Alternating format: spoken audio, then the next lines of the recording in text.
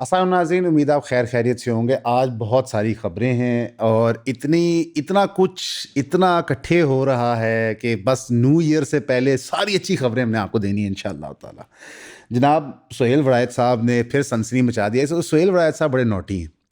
वक्तन फ़वक्तन वो ऐसी बात कर जाते हैं कि पूरा इंटरनेट, पूरा ट्विटर, चाहे वो प्रो पीटीआई हो, प्रो पीएमएलएन हो, प्रो मिलिट्री स्टेशन हो, सारे उस पर तबसरा शुरू करते हैं। ये वैसे मानना पड़ेगा सीनियर सहाफ़ी क्वालिटी सलमान साहब कि यार इतने साल हो गए रेलेवेंट वो रहते हैं। उन्होंने कहा जनाब पाकिस्तान को ग्रैंड प्लान के मुताबिक ट्रैक पे वापस लाने के लिए हमें वंडर बॉय चाहिए। मेरा पहला ऑब्जेक्शन, वंडर गर्ल क्यों नहीं? देखिए हम सेक्सिस्ट नहीं हैं। सुहेल वड़ायत साहब का ये दकियानूसी सक्सेस ख्यालात से मैं तो इख्तलाफ करता हूँ। सलमान साहब आप करते हैं? वंडर गर्ल भी हो सकती है, लेकिन वंडर होना चाहिए उसमें। और रियासत के अंदर जो सरकार बनती है उसके अंदर PhDs होने चाहिए। अब असली सवाल तो ये है कि सारे PhDs जो मुल्क से भाग रहे हैं, तो ये कौन से PhD हैं जो हम वापस बुलाएंगे? ये तो फिर नुकसान हो जाएगा मुल्क का, क्योंकि ब्रेन गेन को हम रिवर्स कर देंगे। ठीक है। और बेसिकली इशारा ये किया जा रहा है कि जो सियासी पार्टियां हैं जिनको इस्तेमाल किया जा रहा था इस इलेक्शन साइकिल के बाद इस हुकूमत में, उनका वक्त ख़त्म हो रहा है। इसके पीछे बताई जाती है वजह कि जनाब इकोनॉमिक टर्न अराउंड नहीं आ सका और नैरेटिव बिल्डिंग भी नहीं हो सकी और लोकल गवर्नेंस में भी इश्यूज आ रहे हैं। अब जहाँ तक बात है इकोनॉमिक टर्न अराउंड का, वो तो SIFC की जिम्मेदारी थी, तो उसमें सिविलियन गवर्नमेंट का क्या रोल है? अगर हमारे हर दौरे पे हमारी मिलिट्री ब्यूरोक्रेसी ने जाके ही परफॉर्मेंस देनी है, चाहे वो ट्रीटी नेगोशिएशंस हों, चाहे वो आर्म्स एग्रीमेंट्स हों, चाहे वो इकोनॉमिक मैटर्स हों, तो फिर सिविलियन गवर्नमेंट से सवाल हो नहीं सकता। और दूसरा, जब आपके मुल्क से मेजर कंपनीज एग्जिट कर रही हों, इकोनॉमी श्रिंक कर रही हो, IMF का लोन आप ले रहे हो, वो आपको बात बात पे डांट रहे हों, तो इसमें असल प्रॉब्लम किसके साथ है? देखिए, सियासी जमातें इस्तेमाल होती रही हैं पाकिस्तान के अंदर। इस वक्त की जो सियासी केडर है, चाहे PMLN या PPP का हो, चाहे ANP हो, चाहे JUF हो, इनका अवामुन्नास से कोई ताल्लुक नहीं है। ये यूज़ हो चुके हैं। इनफैक्ट हमने हिस्टोरिकली देखा है कि जब बिल्कुल एक सियासी जमात का एंड होता है इन टर्म्स ऑफ कि उनका इस्तेमाल पूरा हो गया होता है, वो बड़े absurd डिसीजंस लेती है। जिस तरह एक और सूबे का CM आए तो उसकी तजलील आप शुरू कर दें। ठीक, आप एक ऐसी फोर्स बना दें जो लोगों का कत्लेआम करे, जैसे CCD है। तो मेरे नज़दीक जो पर्पस था करंट रजीम का इन टर्म्स ऑफ पॉलिटिको, वो सर्व हो चुका है। उन्होंने 26वीं 27वीं तरमीम कर दी है, सारी पावर कंसोलिडेट हो गई है। अब इस कंसोलिडेशन के बाद इन फ्रंट मैन की ज़रूरत नहीं है। अब इनसे बेहतर फ्रंट मैन की ज़रूरत है, जिनके स्लेट्स क्लीन हो, जिनके पीछे लॉन्ग हिस्ट्री ऑफ करप्शन ना हो। ये मुशर्रफ साहब का मॉडल है। ये मॉडल जनरल ज़ियाउल हक का था कि शुरू में सियासी केडर इस्तेमाल करो, उसके बाद उन्हें फारग करो, फिर बाहर से बंदे इंपोर्ट करो, उनको बिठाओ और उनसे काम चलाओ। इंटरेस्टिंगली इनफ, एमल वली खान साहब जो बहुत बड़े आबाओ अजदाद की बहुत ही काबिल औलाद हैं, उन्होंने आके पूरा नैरेटिव दे दिया आपको। उन्होंने कहा जी मुल्क में सिर्फ प्राइवेटाइजेशन की ज़रूरत है। जितने भी स्टेट एंटरप्राइजेज नुकसान में हैं बिकॉज ऑफ मिसमैनेजमेंट, उन्होंने कोई नहीं बताया किसने मिसमैनेज किया ना, वो नहीं बताना, खुदा ना खास्ता। ठीक, हमें अब इनको प्राइवेटाइज करना। उसमें पाकिस्तान रेलवे का कहा, पाकिस्तान स्टील मिल का कहा, PIA का तो ऑलरेडी अल्हम्दुलिल्लाह प्राइवेटाइजेशन हो चुका है। लेकिन रियलिटी ये है कि हमारे मुल्क के अंदर कोई प्राइवेट एंटिटी है तो नहीं ऐसी जो इतना बोझ उठा सके। इनफैक्ट हमारे मुल्क की टेक्निकली जो सबसे बड़ी सेल हुई है प्राइवेटाइजेशन की, उसके अंदर जो लोकल इन्वेस्टर है वो फौजी ही हैं। जी हाँ, आपने मेरी बात दुरुस्त सुनी। आरिफ हबीब साहब के साथ बैक एंड पे फौजी फर्टिलाइज़र और फौजी ग्रुप शामिल है और ये पाकिस्तान की सबसे बड़ी वैल्यूड कंपनी है in terms of finance. $6 billion की इनके बनती है नेटवर्थ, जिसमें से अब $1 बिलियन के शेयर UAE को जा रहे हैं। जो इसाक डार साहब ने हमें बताया कि जनाब इससे बड़ी इन्वेस्टमेंट हो ही नहीं सकती। ये बड़ी अजीब इन्वेस्टमेंट है कि कर्जा दिया हुआ पुराना जो रोल ओवर किया जा रहा था, अब जब UAE का ये ईमान उठ गया है कि ये पैसे वापस नहीं मिलेंगे हमें कभी, तो उन्होंने कहा चलो किसी कंपनी का हिस्सा ही दे दो। और जो कंपनी चुनी गई वो फौजी ग्रुप था। यानी पाकिस्तान 75 साल में कोई प्राइवेट बिजनेस ऐसा डेवलप नहीं कर सका जिसमें $1 बिलियन की इन्वेस्टमेंट हो सके। अब मेरा मासूमाना सवाल है क्यों, वाई? और फिर ये इसको FDI नहीं हम समझ सकते क्योंकि ये पैसा मुल्क में आ नहीं रहा है। इनफैक्ट ये वो $1 बिलियन था जो डॉलर रिजर्व में रखा हुआ था, जिसके तहत आपकी दुनिया भर में लैंडिंग एग्रीमेंट्स बनती थी। अब जब वो वहां से निकलेगा, PKR में कन्वर्ट होगा और फौजी ग्रुप को दिया जाएगा, जिसके एवज वो शेयर्स देंगे, तो फिर डॉलर रिजर्व का क्या होगा? तो हमारे मुल्क में कोई इकोनॉमिक टर्न अराउंड नहीं है, सरकार जितना मर्जी प्रेजेंट करे कि जनाब हमने ये कर लिया। इनफैक्ट एक साग डार साहब ने और बड़े क्लेम्स किए। जो पंजाब का ये वाला हिस्सा है जो यहाँ लोग रहते हैं, इन्होंने जीरो सैक्रिफाइस दिया, बेनिफिशियरी नहीं यार देखो मतलब नहीं हमारा आज सुबह आधा हो गया, हमारा कल्चर खत्म हो गया, हमारा कल्चर की कुर्बानी की हमारी आदि बरादरी सिख बरादरी उधर मुल्क के लोग ही इतने कत्ल हुए हैं यहाँ पे लाखों की तादाद में। वंड तो हुई पंजाब की, आपने देखा तकसीम तो हुई पंजाब की। और If you can't give us money, give us credit. If you cannot give us money, give credit. ये सारी फैक्ट्री सारी चीजें निकल रही है। Yeah, sure. लिटरली को पंजाब में कोई शिट नहीं करता। कोई शिट नहीं करता। अमान, आपका प्रॉब्लम ही है कि people like you holding back Punjab. तुमने अकेले, जैसा मुजम्मिल ने स्टेट को रेज किया, तुमने पंजाब को रोका। मैं डैम में बंद की तरह से खड़ा होता हूँ, पानी सारा रोक के। पूरी वीडियो देखने के लिए हमारी वेबसाइट पे जाएं eonpodcast.com पे और मैट्रिक्स की सब्सक्रिप्शन ले लें। सिर्फ 3,000 रुपए की बात है। सी यू देयर इंशाल्लाह। उनका जनाब ग्लोबल स्टेज के ऊपर जो हमारी रेलेवेंसी बन गई है वो पहले नहीं थी। कौन सी रेलेवेंसी? हमें ये नहीं समझ आ रहा हमने सऊदी अरेबिया की पॉलिसी फॉलो करनी है, यूएई की पॉलिसी फॉलो करनी है, अमेरिका की पॉलिसी फॉलो करनी। और अगर हमारी इतनी रेलेवेंसी थी और दुनिया हमारा लोहा मानती है और इंडिया हमारे सामने कांपता है, तो इंडिया ने चिनाब पे डैम कैसे अप्रूव कर दिया? ये तो इंडस वाटर ट्रीटी की वायलेशन है, ये उन्होंने कर दिया। और इस अप्रूवल के बाद जो पाकिस्तान को पोटेंशियल नुकसान होगा पानी को, वो मैं और आप सब जानते हैं, लेकिन इसके ऊपर भी टिप्पणी या बात नहीं की जाएगी। उसकी वजह यह है कि स्टेट के नैरेटिव को सूट नहीं करता। अब जो दुल्हास्ती स्टेज 2 हाइड्रो पावर प्रोजेक्ट है चिनाब रिवर में, ये Indian allegedly illegally occupied Jammu Kashmir में होगा। 260 मेगावाट की इसकी कैपेसिटी होगी। इसकी कॉस्ट 3,277 करोड़ इंडियन रुपीज़ होगी। डेवलपर इसका NHPC लिमिटेड, एक पब्लिक सेक्टर इंडियन कंपनी है, वो होगा। कंस्ट्रक्शन अर्ली नेक्स्ट ईयर यानी कि 2026 के स्टार्ट में शुरू होगी। इनिशियली दुल्हास्ती स्टेज 1 390 मेगावाट कमीशन 2007 का स्ट्रक्चर इस्तेमाल होगा। वाटर इसका ड्रॉ होगा मरूसुदार रिवर विया पक्कल-दुल प्रोजेक्ट से, और ये तकरीबन 25 किलोमीटर की स्ट्रेच ऑफ मरूसुदार रिवर जो हाइड्रोलॉजिकल चेंजेस के थ्रू गुजरेगा। ये 1960 की इंडस वाटर ट्रीटी का डायरेक्ट वायलेशन है, इनडायरेक्ट नहीं, डायरेक्ट वायलेशन है। तो अगर इसाक डार साहब के बकौल हम दुनिया हमारा लोहा मानती है, तो इंडिया को रोका क्यों नहीं जा रहा? दुनिया कहाँ है जो हमारे लिए आवाज़ उठा रही है इंडिया को रोकने के लिए? उन्होंने कहा कि इसाक डार साहब ने कि हमारे जनाब जो रिलेशनशिप्स बांग्लादेश से इम्प्रूव हो गए हैं वो एक मेजर स्ट्रेटेजिक मूव है। बांग्लादेश से जो हमारे रिलेशनशिप्स इम्प्रूव हुए हैं, बड़ी अच्छी बात है। इसका स्ट्रेटेजिक डेप्थ में हमें क्या फ़ायदा होगा? हमें बताया जाता है कि चिकन नेक है बांग्लादेश और चाइना के दरमियान इंडिया की, जिसको हम टेक ओवर कर लेंगे in case operation Sindoor part 2 होता है।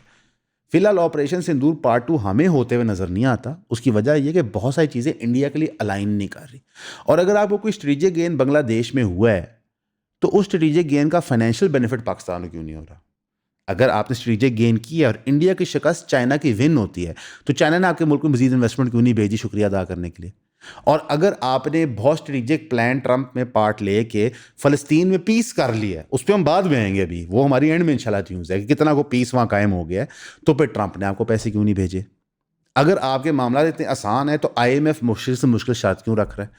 IMF पब्लिकली क्यों डिस्क्लोज करवा रहा है करप्शन की दास्तान पाकिस्तान की जो उन्होंने एक्यूमुलेट की है? तो भाई कोई हमारी मकबूलियत दुनिया में नहीं बढ़ी, कोई हमारे पासपोर्ट की रिस्पेक्ट नहीं बढ़ गई, कोई हमें फ़ॉरेन इन्वेस्टमेंट उस तरह नहीं आ रही।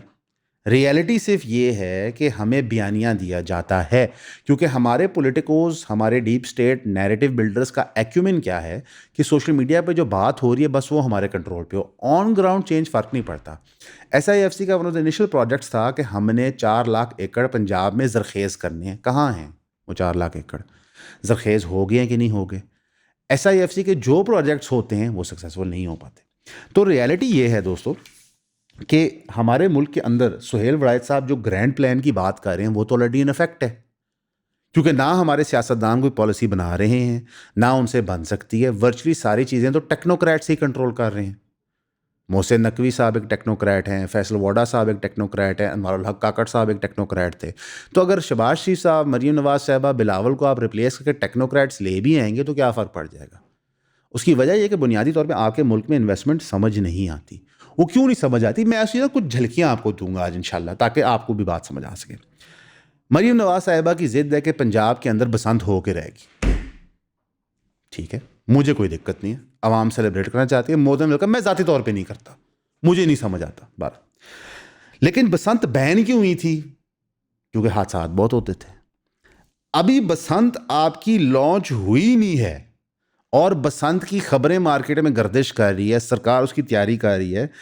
तो एक यूथ लाहौर में क्रिटिकली इंजर हो गया, 22 साल का लड़का, गर्दन की उसको इंजरी हो गई है, यानी कि डोर फिर गई है। अल्लाह करे इंशाल्लाह वो सरवाइव करे, हमारी दुआ है उसके साथ। 5 साल की बच्ची पतुकी में इंजर हो गई है स्ट्रे डोर की वजह से। एक बच्चा कसूर के अंदर इंजर हो गया। ये सिर्फ वो वाक़यात हैं जो रिपोर्ट किए हैं, इससे कहीं ज़्यादा होते हैं। और बसंत होनी कब है सलमान भाई? बसंत होनी है 5, 6, 7 और 8 डिस्ट्रिक्ट लाहौर के अंदर। अफेक्ट कहाँ आ रहा है? पतों की। सलमान समझता है मोटर ही बंद होगा। तो हमने ऐसा कौन सा मार्का मारा है एज अ कॉम, एज अ नेशन, कि हमें 3 दिन छुट्टी चाहिए?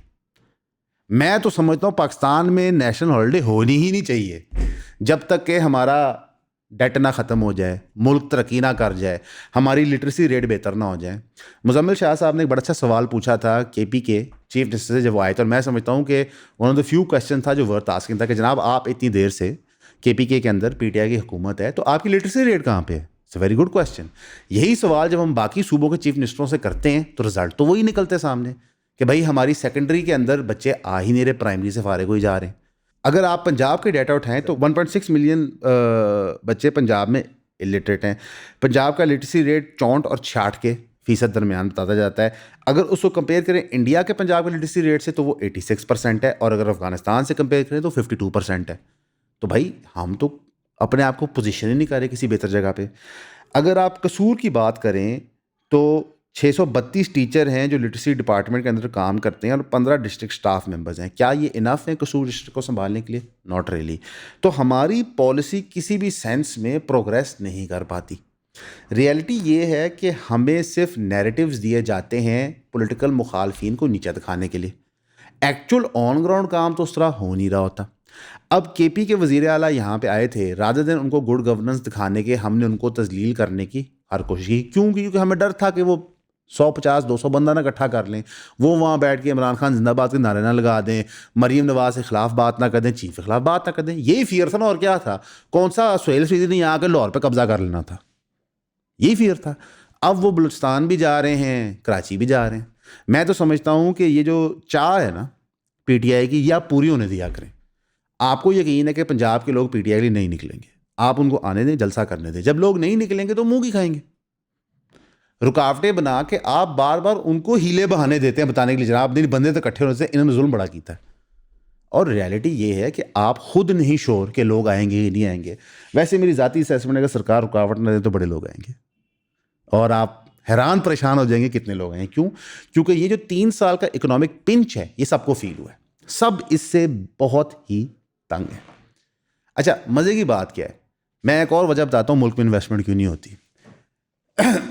रियासत ने इदारे बनाए, जज हो गए, थाने हो गए, पुलिस स्टेशन हो गए, उनके मकसद बनाए। जब वो अपना मकसद फुलफिल नहीं करते because of corruption, poor management, political interference, तो उसके ऊपर एक सुपर इदारा बना दो। उस इदारे का नाम है सीसीडी। अब सीसीडी को पहले कहा कि जनाब hardened criminals, drug dealers, rapist, इन लोगों को हम तुन देंगे, और सीसीडी ने कहा जनाब इनको भी तुनेंगे, बाकी सबको भी तुनेंगे। उन्हें बंदे मारना शुरू कर दिए। अब पंजाब गवर्नमेंट ने डिसाइड किया कि एनसीसीआई ने जो इन्वेस्टिगेशन की थी डकी केस में, जो बेसिकली वाइट कॉलर क्राइम है, बड़ी घटिया की थी, ये महकमा भी सीसीडी को दे दो। अब सीसीडी को पंजाब गवर्नमेंट ने ऑथराइज किया कि ऑनलाइन और इलेक्ट्रिक फ्रॉड के खिलाफ आप काम करें। अच्छा, ये खबर मेरी नहीं है, ये दुनिया न्यूज़ की है, मियां आमिर साहब का चैनल है, मेरा नहीं है। ठीक, अब सीसीडी जो है वो असेस करेगी कि जो ऑर्गेनाइज ग्रुप्स काम कर रहे हैं defrauding the public through let's से betting applications, binary trading applications, कोई और स्कीम, पिरामिड स्कीम्स, कई बेपनाह हैं, हम कवर करते रहते हैं अक्सर, क्यों नेट टाइप चीज़ें, उनके खिलाफ सीसीडी ऑपरेशन करेगी। ये पहला मुल्क होगा दुनिया की हिस्ट्री में जो वाइट कॉलर क्राइम पे नाफे पिस्तौल रखेगा। ठीक है, ये हमारा लेवल है। अच्छा, आप मुझे बताएं कि यार आप बैठे हुए हैं स्विट्ज़रलैंड में, आप एक $1 बिलियन कंपनी चलाते हैं, जब आप अखबार खोलते हैं तो आप पढ़ते हैं कि जनाब पंजाब गवर्नमेंट की सीसीडी डिपार्टमेंट सेलिब्रेट हो रहा है कि उन्होंने 700 लोग कत्ल कर दिए। आप क्यों इन्वेस्टमेंट करेंगे? जब आपको यही फियर रहेगा कि हम थर्ड वर्ल्ड कंट्री में आ रहे हैं जहाँ पॉलिटिकल इंटरफेरेंस है हर मैटर के अंदर, मिलिट्री इंटरफेरेंस है, और वो बंदे भी भड़काते हैं सड़कों पे, तो जनाब आप पैसे क्यों लगाएंगे? और फिर ये कहते हैं कि जनाब पैसे इसलिए नहीं आते कि पीटीआई हमारी तजलील करती है दुनिया भर में। हजूर उनको करने की ज़रूरत ही नहीं है। आज आप पीटीआई के सारे माउथ पीस बंद कर दें और सिर्फ अपना प्रोपेगेंडा चलाएं, पैसे फिर भी नहीं आएंगे। क्योंकि हजूर जो लोग पैसे लगाते हैं वो बेवकूफ़ नहीं होते, और अगर पैसे आएंगे वो उसी तरह आएंगे जिस तरह आज फौजी ग्रुप के शेयर्स जाएंगे यूएई को, कि हमने कर्जा दिया हुआ था, रिकवरी हो नहीं रही थी, लिहाजा एसेट लो। ये पता क्या हिसाब है? जब आड़त एक खेती वाले को पैसे देता है ना उधार पे, और उससे वो पैसे रिटर्न नहीं होते, तो वो उसकी ट्रैक्टर, फसल, ज्वेलरी पे कब्जा कर लेता है, फिर उसको बेच करते पैसे पूरे करता है। हमारे साथ भी यही हो रहा है। और हार्श रियलिटी ये है कि 28वीं तरमीम आने के बावजूद सूबे पैसों की यूटिलाइजेशन नहीं कर सके। हमने देखा है कि पंजाब को फेडरल गवर्नमेंट अगर पंजाब की हो, यानी कि नून लीग ही फेडरल गवर्नमेंट में हो और नून लीग ही प्रोविंस में हो, तो उनके फ़ंड रिलीज़ हो जाते हैं। अब यही दिक्कत थी पलवशा साहिबा की, जो सिंध के अंदर से पीपल्स पार्टी की मेंबर हैं। उन्होंने कहा जनाब हमारी नेशनल हाईवे के लिए पैसे रिलीज़ नहीं हो रहे, तो एक निजी रोड के लिए पंजाब में पैसे रिलीज़ हो रहे हैं। इसके ऊपर खासी तू मैं होगी उनकी अलीम खान साहब के साथ। हालांकि ये रियलिटी है कि सिंध के अंदर जो फेडरल से पैसे आने थे ये बनाने के लिए, वो नहीं हो रहे। केपी के अलहदा रो रहा है कि यार हमारे पता नहीं आपने कितने पैसे देने हैं, तो 3000 अरब टाइप वो बता रहे होते हैं, और फिर हम साथ ही नहीं कहते हैं कि यार आप दहशतगर्दी के खिलाफ कुछ नहीं करते, आप डेवलपमेंट में कुछ नहीं करते। जनाब हम उनको पैसे देंगे, वो उसको सही या गलत इस्तेमाल करेंगे, तो फिर हम उन्हें जज करेंगे ना। सिंध वाले अपना कह रहे होते हैं, बलोचिस्तान वाले अपना रो रहे होते हैं, पंजाब वाले अपना रो रहे होते हैं। जनाब हमारे साथ ये होगा तो वो हो गया। तो यहाँ पे कोई अकाउंटेबिलिटी, कोई सेंस ऑफ मोरालिटी है ही, एग्जिस्ट ही नहीं करती। हर कोई अपनी ही बातें कर रहा है। अच्छा, मज़े की बात क्या है कि बिलावल भुट्टो साहब कहते हैं कि 28वीं तरमीम के बाद सिंध का हेल्थ सेक्टर बहुत बेहतर हो गया। पूरा हेल्थ सेक्टर हमने बेहतर कर दिया। कराची में गटर के लिड नहीं लगाए जा रहे उनसे, हेल्थ सेक्टर ने प्रूव कर दिया। एक और छोटा बच्चा दिलबर अली एक अनकवर्ड मैन होल, यानी कि गटर जिसका लिड नहीं है, उसने गिर के फौत हो गया। यार क्यों कोई इन्वेस्टमेंट करेगा पाकिस्तान में? कोई मजबूरी ही होगी तो करेगा। अभी तो पूरी हमने एक तफसील बनाया रहा है जहाँ पे हमको बताएंगे पिछले 3 साल में 25 कौन सी कंपनियां पाकिस्तान से चली गई और क्यों गई हैं। 3 कंपनियां अपनी वजूहात से गई कि उनके ग्लोबल ऑपरेशंस वाइंड डाउन हो रहे हैं, व्हिच इज फाइन, ये होता है बिजनेस में। लेकिन बाकी 22 कंपनियां क्यों गई हैं? ये छोड़ दो, लोकल 144 टेक्सटाइल मिलें बंद हो गई, हमने आपको बताया था, और कई कंपनीज बंद हो गई, किसी को परवाह ही नहीं। जनाब सबका घर चल रहा है, सरकार दे इश्तेहारों के पैसे दे रही है, जिंगल वाला लाइफ चल रही है जी सलमान साहब को असी भी थोड़े पैसे ले लिए चंगा। इंटरेस्टिंगली इस सारे टाइम के अंदर नेशनल डिस्कोर्स क्या है? नेशनल डिस्कोर्स है कि रजब भट्ट को कुट पड़ी, बहुत ही अफसोसनाक वाक़या है। लेकिन मैं खुश हूं ये हुआ है। पूछें क्यों? मैं खुश इसलिए हूं कि रजब भट्ट की ऑडियंस है 8 से 15 साल की। उन बच्चों को भी पता चल गया है कि कानून की कोई औकात नहीं, कि एक बंदा केस में पेश हो रहा है कोर्ट में, तो उसको कोर्ट के ही लोगों ने मारा है। यानी कि आपने बच्चे को क्या बताया कि जनाब लॉ की इज्जत है ही नहीं हमारे मुल्क में। अच्छा है सब एक्सपोज हों, रजब भट्ट के जो भी जराइम हैं, उन पे एलिगेशंस हैं क्राइम की, उसका एक प्रोसीजर है, वो फॉलो करें। अब तो मुल्क में आ गया ना, पहले वो मुल्क से बाहर था, अब आ गया, फॉलो करें। डकी के केस में भी कोई सेंस बनती थी कि एनसीसीआई उस पर तशद्दुद करे। जो बंदा पहले 45 मिनट में कह रहा है कि ये मेरे अकाउंट हैं, ये मेरे जीमेल हैं, ये मेरे ट्विटर, ये हर चीज़ खुली है, 10 की करना है, ये सारा रियासती जबर जब लोगों के सामने आएगा तो उनको पहली दफ़ा दुख और दर्द समझ आएगा बलूचिस्तान के लोगों का, खैबर पख्तूनख्वा के लोगों का, इंटीरियर सिंध के लोगों का, लाहौर की हदूद से बाहर के पंजाबियों का, कि यार हम किस तरह के मुल्क में रहते हैं। अब मज़े की बात क्या, इस वकूए में रजब भट्ट के पर्सन के ऊपर से 3 लाख रुपए चोरी भी कर लिए गए। देखिए आपने रजब भट्ट को मारा, क्या आपने अचीव कर लिया? उसको फिजिकल पेन दे दी, उसके बाद क्या होगा?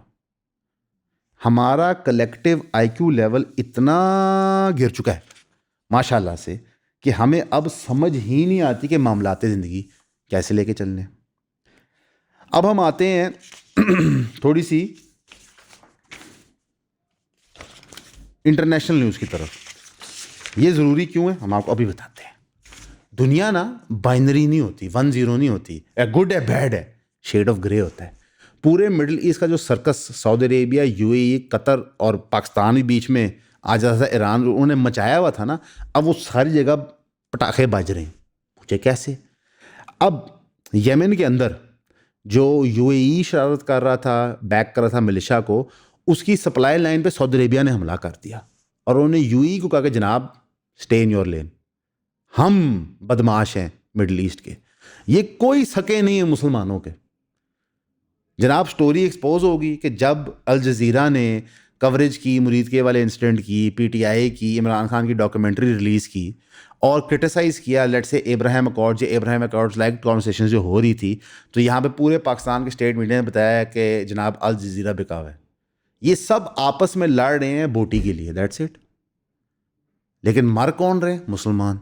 यमन के अंदर, सीरिया के अंदर, पाकिस्तान के अंदर, ईरान के अंदर, फ़लस्तीन के अंदर, लबनान के अंदर जिंदगियां इनकी अजीरन हुई हुई, इनको दबाया जा रहा है। अब इंटरेस्टिंगली इनफ पाकिस्तान इस सब में कहाँ बैठता है? क्योंकि एक तरफ यूएई के प्रेसिडेंट इतने बड़े रॉयल विजिट पे आए थे, सारे मुआहदे साइन कर गए हैं, शिकार तो उन्होंने किया नहीं, ठीक है, तलोर मारे बगैर ही चले गए। और दूसरी तरफ सऊदी अरेबिया, जहाँ पे हमारी बहुत सारी आर्म्ड फोर्सेस नौकरियाँ करती है, जो हमारे न्यूक्लियर प्रोग्राम में एक स्ट्रेटेजिक पार्टनर हैं, जिनके साथ हमने हिस्टोरिकल मुआहदा साइन किया है दफा का, वो कहाँ खड़े हैं?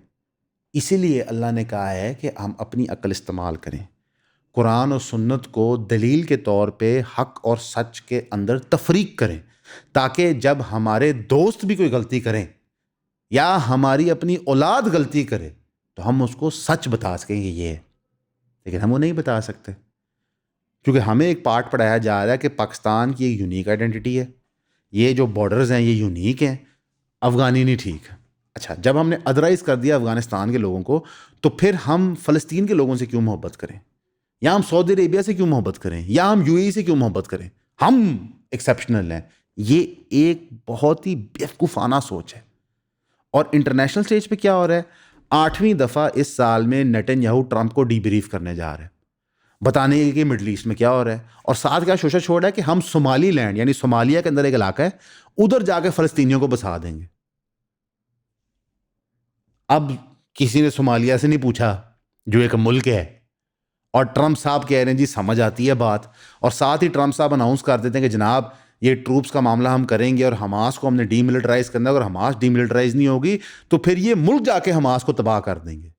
और पाकिस्तान क्या कह रहे हैं? हम बंदे नहीं भेजेंगे। तो हो क्या रहा है? हो ये रहा है कि आहिस्ता आहिस्ता आपकी किसी भी मूवमेंट से हवा निकाली जाती है, वो चाहे लोकल हो चाहे इंटरनेशनल हो।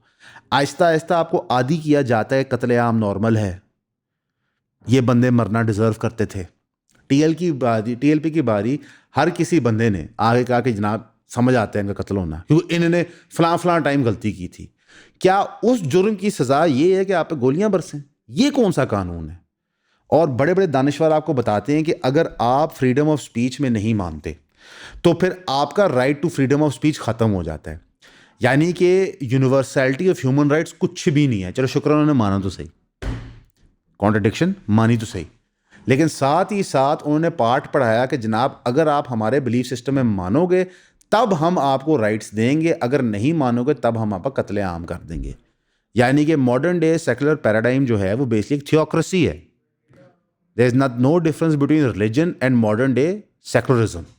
हम भी तो यही बकवास कर रहे हैं कि जनाब आप हक और सच की तफरीक समझें। जहाँ तक गाज़ा सीज़फायर का ताल्लुक है तो वो है ही नहीं, कंटिन्यूसली इजराइल उसको वायलेट किया जा रहा है। ईरान भी बार बार ये निशानदेही करता है, वेस्ट बैंक से भी लोग निशानदेही कर रहे हैं कि ये हो रहा है, और गाज़ा के अंदर से तो हो ही रहा है। अभी इस वक्त मार्केट में बहुत गर्म खबरें हैं कि एक प्रेशर बिल्ड किया जा रहा है कि ईरान के ख़िलाफ़ कोई एक्शन लिया जाए। क्यों लिया जाए? ईरान के अंदर प्रोटेस्ट हो रहे हैं ख़ामेनी की रजीम के ख़िलाफ़। उनकी एक आप समझे पोर्शन ऑफ सोसाइटी है जो उस तरह की गवर्नमेंट नहीं चाहती। ये एक इंटरनल मैटर है, कर सकते, आपका राइट है इजहार करने का, बहस करने का। साथ ही साथ जो कन्वेंशनल वॉर डॉग्स हैं अमेरिका के, इसराइल के, वो भी सारे इसके ऊपर चढ़ गए कि जनाब नहीं, बिल्कुल ईरान तो राइप है रजीम चेंज के लिए। ये वही रजीम चेंज है जो हमने इराक में करना था, जो अफगानिस्तान में किया था, जो बाकी मिडल ईस्ट में किया था, और जनाब ये हो जाना है। और फिर जब अगर ईरान पे हमला होता है, वहाँ रजीम चेंज होता है, तो फिर हमें मिसालें दी जाएंगी कि जनाब शुक्र करें कि हम एक ऐसे मुल्क में रहते हैं कि जहाँ पे ये कुछ नहीं होता, नहीं तो हम लिबिया बन जाते। सर ये भी कोई ज़िंदगी है जो हम जी रहे हैं जहाँ पे हम बात ही नहीं कर सकते। और दूसरा, मैं आपको एक मिसाल देता हूँ जिससे आपको बात और समझ आए कि जो लोग आपको ये बहस पेश करते हैं ना कि जनाब पाकिस्तान एक सिक्योरिटी स्टेट है, हर जगह दुश्मन है, इसलिए पाकिस्तान में ऐसा कुछ होता है, तो पाकिस्तान से कई गुना ज़्यादा बड़ा, कई गुना ज़्यादा ताकतवर फौज है रशिया की। यूक्रेन ने रशिया के मालिक, प्रेसिडेंट कहना गलत है, मालिक पुतिन के घर पे हमला किया। वेस्ट की ideology towards all other nation states यही रही है कि जनाब इनको लड़वाओ, इनकी जंगें करवाओ, इनके फसादात करो, और आपको ये बात समझ नहीं आती। अब ज़ेलेंस्की को मिलते हुए ट्रंप साहब कहते हैं जनाब हम बहुत क्लोज हैं पीस डील को, और उसी दौर में पुतिन के घर पे हमला हो जाता है। आप एक ख्याल से पुतिन पागल है? आप एक तरफ कह रहे हैं कि पीस डील होने लगी है, साथ ही उसे घर पे हमला हो जाता है। ना ज़ेलेंस्की ट्रंप के कंट्रोल पे है, ना पुतिन ट्रंप के कंट्रोल में, लेकिन हमने कहा कि ट्रंप से आगे है ही कोई नहीं। सर आपको ये अंडरस्टैंड करना पड़ेगा कि आपके दुश्मन कौन हैं और आपके दोस्त कौन हैं। ये जो आपके हमसाए हैं ना, यही आपके दोस्त हैं। चले इंडिया से आपको नफरत है, मैं आपसे इत्तेफाक करता हूँ करंट जो हिंदुत्व इंडिया स्टेट है उससे मोहब्बत नहीं की जा सकती। जो वो मुसलमानों की जलालत कर रहे हैं नहीं की जा सकती, जो वो दलितों की जलालत कर रहे हैं, जो वो ईसाइयों की जलालत कर रहे हैं, जो वो हर माइनॉरिटी को तस्लील कर रहे हैं, उनके साथ नहीं समझौता बनता। लेकिन ये जो वेस्ट में मुसलमान दो ममालिक हैं, इनसे तो ठीक कर लें, जो ऊपर चाइना है उससे तो दोबारा ठीक कर लें। तो ऑल इन ऑल आपने बिल्कुल नहीं परेशान होना, घबराना नहीं है।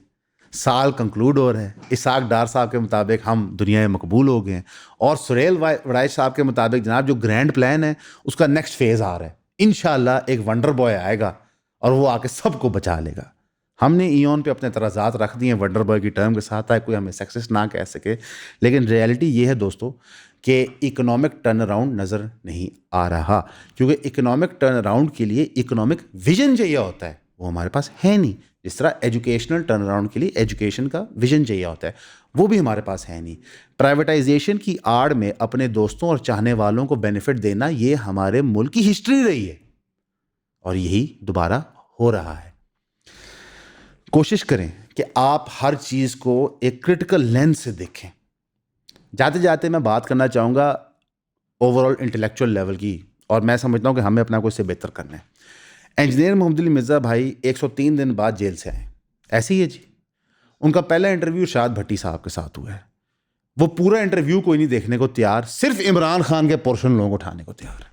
और उसमें अगर आप वो पूरा पोर्शन सुने इंजीनियर मोहम्मद अली मिर्ज़ा का, तो उन्होंने कंप्लीट बात की भी है।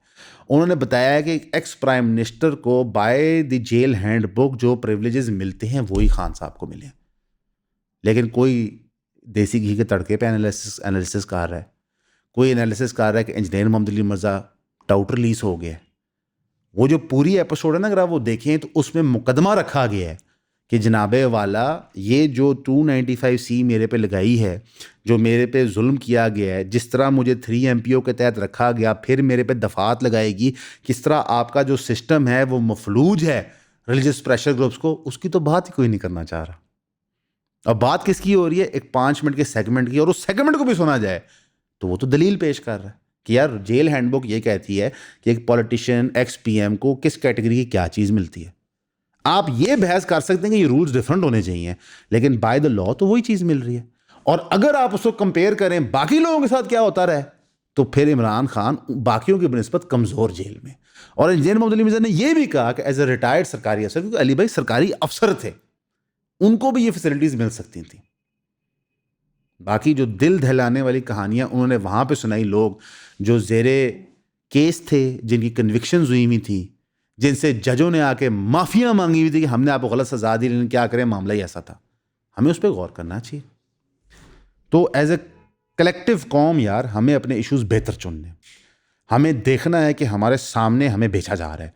बसंत का हमें दवाई दी जा रही है कि हम अपना दुख दर्द भूल जाएं। ये उसी तरह है कि जब रोमन्स ग्लैडिएटर गेम्स ऑर्गेनाइज कराते थे लोगों को गुमराह करने के लिए, तो बचें इन चीज़ों से। अभी बसंत आएगी, आपका हर सेलिब्रिटी बसंत की वीडियो बनाएगा, शुक्रिया अदा करेगा, हर इन्फ्लुएंसर करेगा। यार हमने PIA फ्री में दे दी है, असासा मुल्क का, हम और प्राइवेटाइजेशन करने जा रहे हैं। कितना नुकसान होगा इस मुल्क का, इससे पहले आप जागेंगे और सोचेंगे नहीं यार, we have to hold people accountable. हमारे लिए दुआ कीजिएगा, हम आपके लिए भी करते हैं। हमेशा की तरह आपका सुनने का शुक्रिया।